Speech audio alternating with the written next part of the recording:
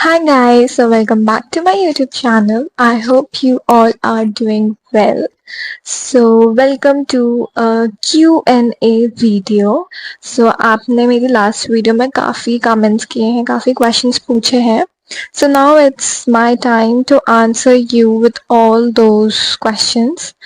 तो बिना time waste किए start करते हैं हम. Okay, so question 1 that please, can you clarify about the re-registration process? Okay, so what happens in re-registration process is कि जब आप admission लेते हो तो उस टाइम पर आप अपना फर्स्ट सेमेस्टर का फीस पे करते हो. ठीक है, एप्लीकेशन फॉर्म भी फिल करते हो और उसी टाइम पर आपको फर्स्ट सेमेस्टर का फीस पे करना होता है. बट वो फर्स्ट सेमेस्टर का है ना, तो जब आप सेकेंड सेमेस्टर में जाओगे तो आपको फिर से रजिस्ट्रेशन करना होता है, अपना सेकेंड सेमेस्टर का फीस का पेमेंट करना होता है. तो उसे हम कहते हैं री रजिस्ट्रेशन. तो आपको हर सेमेस्टर के बिगनिंग में आपको री रजिस्ट्रेशन करना पड़ेगा, जिसमें आप सेमेस्टर फीस पे करते हैं और अपने सब्जेक्ट्स को चूज करते हो अगर ऑप्शन है चूज करने का. अदरवाइज वो आपको ऑलरेडी अलॉट करता है. अब बात करते हैं कि ये री रजिस्ट्रेशन वाला प्रोसेस होता कब है. तो ये आपका एक तो जनवरी में होता है, दूसरा ये आपका जून में स्टार्ट हो जाता है, मई जून में. ठीक है, तो आपको कोई ऐसे सामने से नहीं अपडेट आएगा कि अब आपको रजिस्ट्रेशन करना. नहीं, ये आप मंथ्स खुद याद करके चलो, ध्यान में रखो एंड कॉन्टिन्यूसली इग्नू की वेबसाइट विजिट करते रहा करो, उसमें आपको अपडेट्स मिल जाएंगे. ठीक है. Next question is where to get updates about MBA online or MBA ODL. IGNOU के साथ ये इश्यूज बहुत है कि वो टाइम टू टाइम अपडेट्स नहीं देता है. ठीक है, आपको खुद एक्टिव रहना पड़ेगा. कुछ चीजें मैं आपको बता देती हूँ, जैसे चलो वैसे आने वाले क्वेश्चंस में किसी ने पूछा तो है ही, मैं अभी आपको आंसर दे देती हूँ. जैसे कि आपने रजिस्ट्रेशन तो कर दिया, लेकिन अभी आपका असाइनमेंट का टाइम आ गया, आपको पता कैसे चलेगा? आपका एग्जाम का टाइम आ गया, आपको पता कैसे चलेगा? क्योंकि इग्नू के साइड से तो कुछ खास अपडेट्स आते नहीं है आपको. ठीक है, मेल्स भी ना आप देखोगे, अगर मेल्स भी आता है ना, इक्का दुक्का कोई मेल्स आएगा, अदरवाइज तो मुझे लगता है वो बहुत आलसी लोग हैं, वो करते ही नहीं है टाइम से, तो कभी चीजें आपको पता ही नहीं चलेगी. तो जब आप री रजिस्ट्रेशन प्रोसेस कर लो या रजिस्ट्रेशन करो फर्स्ट टाइम, भी ध्यान रखना अगर आपने सपोज जून या जुलाई वाला बैच लिया है तो आपको ना अक्टूबर तक अपने असाइनमेंट सबमिट करना होता है. तो अक्टूबर में अगर आपको असाइनमेंट सबमिट करना है तो टेक्निकली आपके अगस्त सितंबर में असाइनमेंट्स के जो क्वेश्चंस होते हैं वो अपलोड हो जाते हैं. अब वो अपलोड कहाँ होते हैं? वो आपकी इग्नू की वेबसाइट में अपलोड होते हैं. ठीक है, वहां पर जब आप लॉग इन करते हो ना स्टूडेंट पोर्टल में, वहां पर नीचे ऑप्शन आता है साइड में असाइनमेंट का. मैं आपको यहाँ डिस्प्ले करके दिखा देती हूँ. यहाँ पर देखो, यहाँ पर आपको असाइनमेंट का ऑप्शन आता है. तो वहां पर आप अपने कोर्स के हिसाब से सेलेक्ट करिए, जाइए डाउनलोड करिए. अब वहां पर अगर अपडेटेड असाइनमेंट नहीं है तो पुराने भी दिखा रहा होगा, तो you have to be alert. जब आप असाइनमेंट खोल रहे हो ना, उसमें देखो डेट एंड ईयर, उसमें स्पेसिफाइड रहता है कि क्या डेडलाइन है आपकी असाइनमेंट सबमिट करने की. It has to be handwritten. Okay, और ये आपको हर उसमें देखते रहना पड़ेगा every time you do the registration और री रजिस्ट्रेशन प्रोसेस. ठीक है, एंड अगर जनवरी में अगर आपका रजिस्ट्रेशन हो रहा है तो टेक्निकली आपको मार्च अप्रैल तक सबमिट करना होता है असाइनमेंट. तो टेक्निकली फेब नहीं तो मार्च में तो अपलोड हो ही जाते हैं असाइनमेंट्स. ठीक है, तो आप वहां से देख सकते हो. सेकेंड, एग्जाम्स के लिए भी यही है कि दिसंबर में एक एग्जाम्स कंडक्ट किए जाते हैं, सेकेंड डे आपका जून के मंथ में एग्जाम कंडक्ट होता है. आपको कोई स्पेसिफिकली मेल कभी आ सकता है, कभी नहीं आएगा. ठीक है, पर मेल के भरोसे नहीं रहना है, खुद ही वेबसाइट विजिट करो इग्नू की. वहां पर एग्जामिनेशन फॉर्म आता है, वो फिल करना है.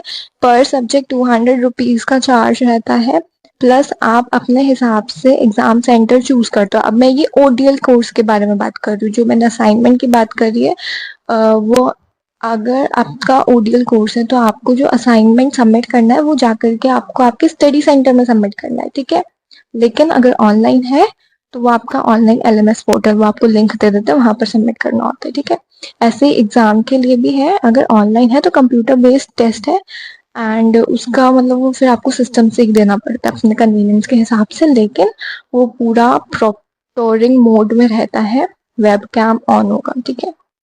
एंड बाकी जो ऑफलाइन एग्जाम होता है लाइक ओडीएल में, आपको खुद एग्जाम सेंटर अपना चूज करना है, जैसे जहाँ पे भी आपको चूज करना है कन्वीनियंट हो।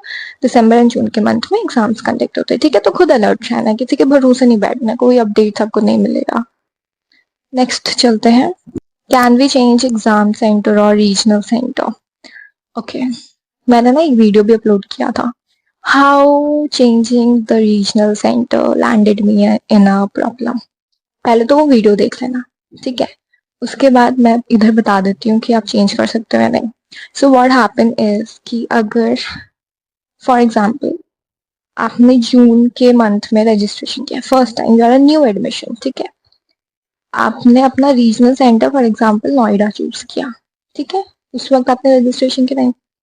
अब आपको अगस्त या सितंबर में ये लग रहा है कि अभी मेरे को अपना आरसी चेंज करना है।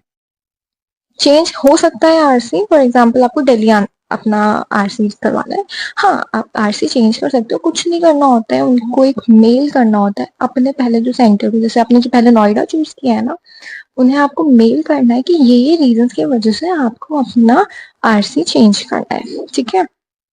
तो आप मेल कर दो, आपका कुछ दिन में आरसी चेंज हो जाएगा। मेरे साथ इशू क्या हुआ था कि मैंने नोएडा चूज किया था, मैंने जाकर के अपना असाइनमेंट सबमिट कर दिया नोएडा। असाइनमेंट सबमिट करने के बाद मैंने अपना आरसी चेंज किया दिल्ली, जिसकी वजह से क्या हुआ कि मैंने जो अपना असाइनमेंट सबमिट किए थे नोएडा में, उसके मार्क्स नहीं चढ़े मेरे उस सेमेस्टर के, उस पर्टिकुलर सेमेस्टर के, ठीक है। तो इसलिए ध्यान रखना जब भी आप आरसी चेंज करो, एक चीज देख लेना, अगर आप लाइक सेकेंड ईयर में हो तो आपके पुराने असाइनमेंट के मार्क्स अपलोड हो गए हो तो कर लेना। अगर आप फ्रेशली अप्लाई किया, न्यू स्टूडेंट हो, तो ये देख लेना कि असाइनमेंट सबमिट करने से पहले ही आरसी चेंज कर लेना, ठीक है, वरना बहुत दिक्कत हो जाती है। वैसे तो मेरे को फिर मार्क्स अपलोड कर दिए थे, पर वो कैसे किए थे कि मैं वहाँ गई थी अपने नोएडा वाले आरसी में, एंड मैंने उन्हें लेटर लिखा था, I did all the formalities what they asked me, उसके बाद जाके चेंज हुआ था, ठीक है। अदरवाइज अपने आप मार्क्स अपलोड हो जाते हैं, बट अगर ये आरसी आपने बीच में चेंज किया तो ध्यान रखना असाइनमेंट सबमिट करने से पहले चेंज कर लेना, कोई दिक्कत नहीं है, मेल कर दो, हो जाता है। सारी मेल आईडी आपको ऑनलाइन मिल जाएगी, ठीक है। अगर नहीं मिलती है किसी पर्टिकुलर आरसी की, मेरे पेज में आकर के वो कर देना, कमेंट या फिर डीएम कर देना, मैं भेज दूंगी, ठीक है। हाँ, एग्जाम सेंटर अगर आप चेंज करना चाहते हो तो एक बार ही अगर आपने एग्जामिनेशन का फॉर्म फिल कर दिया और उसमें अपने एग्जाम सेंटर चूज कर लिया है, फिर वो चेंज नहीं हो सकता है, ठीक है। तो ध्यान से अपना सेंटर चूज करना, एंड जब एग्जाम फॉर्म निकले ना तो जल्दी फॉर्म फिल कर देना, क्योंकि सीट्स फुल हो जाती है ना तो उस पर्टिकुलर सेंटर के लिए वो क्लोज कर देता है, ठीक है। तो उस चीज का भी ध्यान रखना। Okay, the most important question जो हर कोई पूछता है, प्लेसमेंट्स।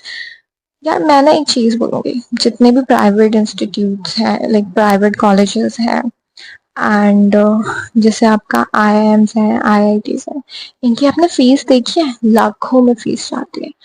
जब आप वहां कहीं इन्वेस्ट कर रहे हो, लाखों पैसे लगा रहे हो, आप एक्सपेक्ट करोगे ना आपको रिटर्न ऑन इन्वेस्टमेंट भी मिलेगा। तो वहां प्लेसमेंट्स बहुत अच्छी अच्छी मिलती है बढ़िया बढ़िया कंपनीज में। आप इग्नू में कितना ही पैसा लगा रहे हो, इग्नू नहीं देगा आपको रिटर्न ऑन इन्वेस्टमेंट 50-60 हजार के एमबीए के ऊपर, ठीक है। तो इस चीज को समझो, एक तो ऑनलाइन कर रहे हो एमबीए, उसमें भी तुम प्लेसमेंट एक्सपेक्ट कर रहे हो।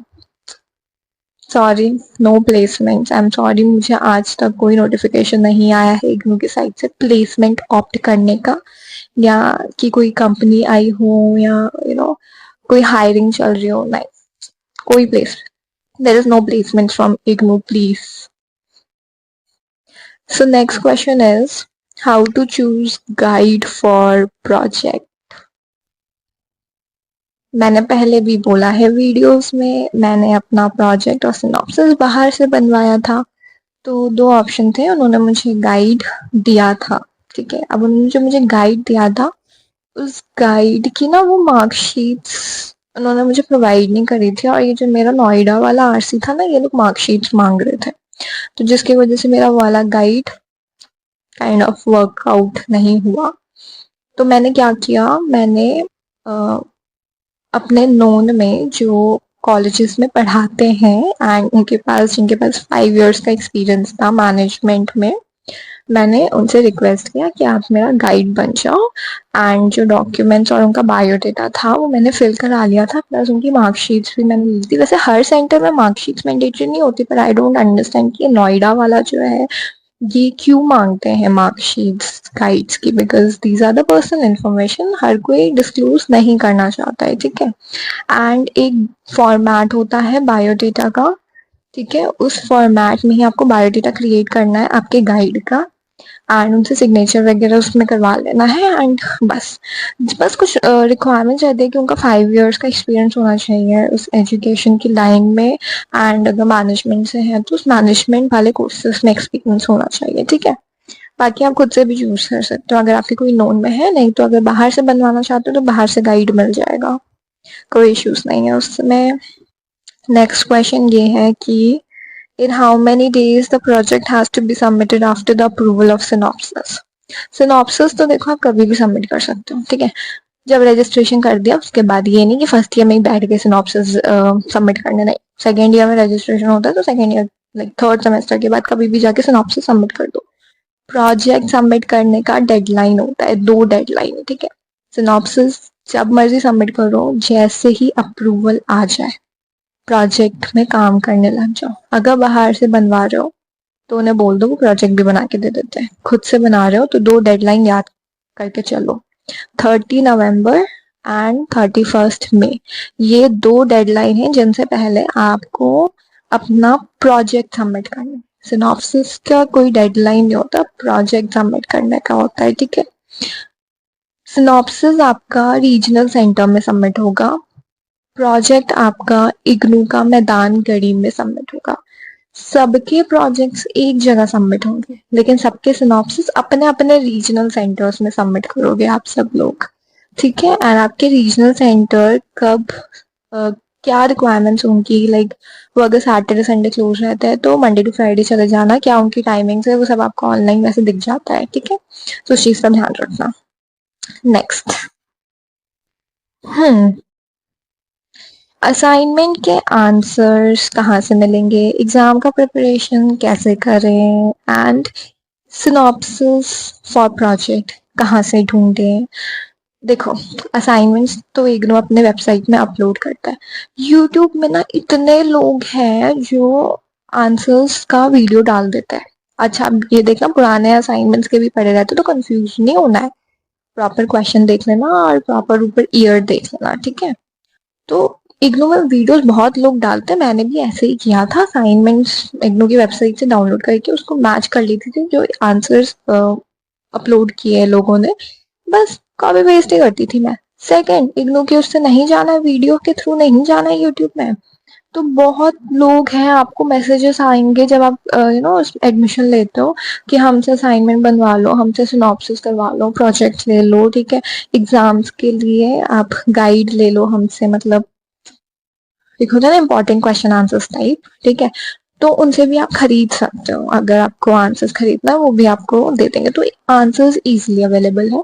एग्जाम की प्रिपरेशन के लिए मैं कहूंगी, देखो इग्नू जो है वो आपको बुक्स प्रोवाइड करता है, नो डाउट। जितनी बुक्स है ना वो सारा का सारा आपका स्टडी मटेरियल है, ऐसा नहीं कि उसमें से आधे चैप्टर आ रहे हैं आधे चैप्टर नहीं आ रहे हैं, नहीं, इतनी किताब कोई पढ़ भी नहीं पाता है, ठीक है। क्योंकि जो लोग ऑनलाइन इग्नू कर भी रहे हैं, लाइक इग्नू से कर रहे हैं, ऑनलाइन कोर्स कर रहे हैं, वो लोग कहीं ना कुछ और भी साइड बाय साइड कर रहे होते हैं, ठीक है। तो उस सिचुएशन में आप प्रीवियस या क्वेश्चन पेपर रेफर कर सकते हो, वो आपको एक आइडिया दे देता है क्या किस टाइप के क्वेश्चंस आ सकते हैं। बाकी आपको एट द एंड ना थोड़ा बहुत अपने दिमाग से कहानी बना के लिखनी ही पड़ेगी, बिकॉज इग्नू का मेन फंडा है आप पन्ने भरो, अच्छी हैंड राइटिंग में, अच्छी प्रेजेंटेशन में, नंबर भी मिलेंगे आपको, ठीक है। सो ऐसे कर सकते हो आप अपना एग्जाम्स का प्रिपरेशन, असाइनमेंट्स के क्वेश्चंस। नेक्स्ट है कि सिनॉप्सिस कहाँ से मिलेगा, तो देखो ये जो सिनॉप्सिस और प्रोजेक्ट होता है ना, ये प्लेगरिज्म फ्री होता है, आप कहीं से कॉपी पेस्ट नहीं कर सकते हो, आपको खुद टॉपिक चूज करना पड़ेगा एंड खुद उसका synopsis is something which is आप पूरा प्रोजेक्ट का एक नटशेल में बता रहे हो कि ये चीजें आपके प्रोजेक्ट में इंक्लूड होंगी, ठीक है, इसलिए आपको गाइड की जरूरत पड़ती है कि आप उस गाइड की हेल्प से अपना सिनॉप्सिस और प्रोजेक्ट बनाओ। नहीं करना है इतना मेहनत, बाहर से बनवा लो, 4-5 हज़ार रुपए लगेंगे, लेकिन पहले ही बता रही हूँ। ठीक है, तो नेक्स्ट क्वेश्चन की तरफ चलते हैं। सो प्रोजेक्ट एंड सिनॉप्सिस कहाँ सबमिट करना है and how did I made it. So ये मैं बता चुकी हूँ, सिनॉप्सिस रीजनल सेंटर में सबमिट होगा एंड प्रोजेक्ट आपके मैदानगढ़ी में सबमिट होगा। ठीक है, टॉकिंग अबाउट कि मैंने कहाँ से बनवाया था, तो मैंने पहले भी बताया है, मैंने आउटसोर्स करवाया है because I have been working and I also work right now.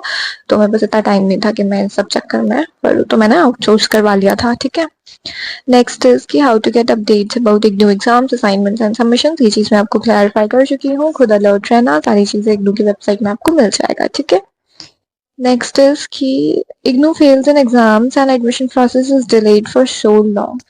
मैं पहले ही बोल रही हूँ इस चीज को लेकर कि एमबीए में ना सीट्स लिमिटेड होती है, आपको नोटिफिकेशन नहीं दिया जाता है कि सीट्स क्लोज हो गई है तो अब आप फॉर्म मत फिल करना या फिर अपना एडमिशन कंफर्म मत कराना फीस पे करके। ठीक है, अगर एमबीए में एडमिशन लेना है जुलाई से पहले पहले ही ले लो, जून में ही खत्म करो फीस वगैरह पे करके। ठीक है, एंड वैसे तो डिलेट कुछ प्रोसेस नहीं होता है, आपने फीस पे कर दी, आपको एक मेल आ जाता है, दैट्स द ओनली कंफर्मेशन अगर आपको मेल आ गया है।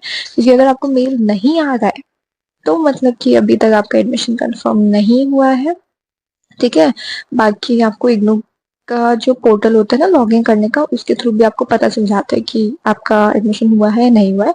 इन केस नहीं होता है तो इग्नू आपका पैसा रिफंड कर देता है। ठीक है, इस चीज में IGNOU is good, so no issues with that. ठीक है, बाकी कोई अब खास अपडेट्स आपको मिलेंगे नहीं, खुद से ही अलर्ट रहना, वेबसाइट विजिट करते रहना। बाकी चीजें मैंने आपको ऑलमोस्ट बता ही दी है कि कब क्या और किस चीज का ध्यान रखना है किस किस टाइम पर। नेक्स्ट इज कि हाँ, इग्नू फेल्स इन एग्जाम वाली चीज को लेकर मैं ये कहना चाहूंगी कि नहीं, ऐसा नहीं होता है कि इग्नू फेल करता है। मेरे 3 सेमेस्टर के जो मैंने अभी तक एग्जाम्स दिए हैं, एक भी सब्जेक्ट में इग्नू ने मुझे फेल नहीं किया है। तो फोकस रखो, अच्छी हैंडराइटिंग में लिखो, प्रेजेंटेबल के साथ अपना आंसर शीट भरो। ठीक है, एंड शीट्स भरो, और ऐसा भी नहीं कि 26 शीट होती हैं एक कॉपी में तो बिल्कुल 26 ही भर के आओगे, नहीं नहीं, 22-23 पेजेस तक भरो, उतना काफी है और उतना जेन्युइन भी लगेगा। ठीक है, बाकी कोई दिक्कत नहीं है। पॉइंटर्स अच्छे लिखना, अंदर चाहे कुछ भी लिखो उस पॉइंट्स के, पॉइंटर्स जो ऊपर डिस्प्ले होंगे ना उसको अच्छे से लिखना, हो जाओगे पास, आराम से हो जाओगे। Which is better, IGNOU online और ओडीएल। देखो मैंने तो ओडीएल किया है, ऑनलाइन के साथ मुझे ये दिक्कत लगता है कि what if the link is not working, मतलब मेरा अजम्पशन है, आपकी हेल्प करने वाला कोई नहीं है, आपको खुद से ही सारी चीजें मैनेज करनी है। सारा चीज ना एमबी ऑनलाइन में आपको ऑनलाइन ही करना पड़ता है। फॉर एग्जाम्पल आप एग्जाम दे रहे हो, कोई टेक्निकल ग्लिच आ गया, नेटवर्क इशू आ गया, आपका एग्जाम बंद हो गया, वो लॉग इन नहीं हो सकता दोबारा। लेकिन ओडीएल में आप 3 आवर्स का बेशक एग्जाम लिख रहे हो, पर वो चीज आपके हाथ में है ना, आप अपने हिसाब से आंसर्स लिखोगे और सबमिट करोगे। तो मुझे ऑनलाइन थोड़ा सा टेक्निकलिटी के बेसिस पे थोड़ा सा लगता है, बिकॉज आपको हेल्प करने के लिए उस वक्त कोई नहीं होता है इग्नू का। ठीक है, बाकी कन्वीनियंट है लेकिन ऑनलाइन, बिकॉज वो सारी चीजें आपकी घर से हो जाती है। सो चॉइस इज योर्स। ठीक है, बाकी स्पेशलाइजेशन अगर आपको फर्स्ट सेमेस्टर में चूज करने को नहीं आता है तो थर्ड सेमेस्टर में चूज कर लेना, चाहे वो ऑनलाइन हो या ओडीएल हो। ठीक है, you can choose your specialisation. Next is की इंटर्नशिप्स इन इग्नू, यहाँ प्लेसमेंट तक तो मिलती नहीं है, इग्नू में इंटर्नशिप मिलेगी सच में, मतलब इग्नू के थ्रू इंटर्नशिप मिलेगी? Not possible guys, not available, no internship, sorry. Any Telegram group available for IGNOU information. भाई 2 साल हो गए मुझे इग्नू से एमबीए करते हुए, मेरे को तो आज तक एक व्हाट्सएप ग्रुप नहीं मिला है, टेलीग्राम ग्रुप मैं कहाँ से बताऊँ मुझे नहीं लगता कि कोई ग्रुप ग्रुप है, बस वही ग्रुप्स होते हैं जिनमें आपको आपके असाइनमेंट के आंसर्स आप खरीद सकते हो, या थोड़ा सा एग्जाम प्रिपरेशन के लिए नोट्स खरीद सकते हो। आज सच कोई ग्रुप उसके अलावा तो नहीं है। नेक्स्ट इज की opting MBA from IGNU while preparing for competitive exams is worth it or not? Yes guys, it is worth it because IGNU के साथ आपका ना ज़्यादा तामझाम नहीं होता है, ठीक है। आप अपने कन्वीनियंट के हिसाब से पढ़ाई कर सकते हो, कॉम्पिटिटिव एग्जाम्स की तैयारी कर सकते हो एंड टाइमली अपडेटेड रहो असाइनमेंट्स एंड एग्जाम्स के लिए, तो इट गोज वेल। ओके, तो नेक्स्ट इज कि am I working with MBA and placements were provided by IGNOU? So let me clarify this question. कि yes, मैं अपना MBA pursue करते टाइम वर्क कर रही थी, like I have been doing job, it's been 3 years now, and मुझे IGNOU के through कोई प्लेसमेंट नहीं मिला है, ठीक है। So these were few doubts, few questions which were asked by you, answers given by me. I hope आपके doubts clear हो गए हों। अभी भी अगर आपको लग रहा है कि कोई डाउट है, you are most welcome to connect with me via Instagram or you can comment down. I'll be happy to answer all of those questions, ठीक है। वीडियो अच्छा लगा हो तो लाइक शेयर एंड सब्सक्राइब कर देना। Till then, thank you and see you in the next video now. Bye.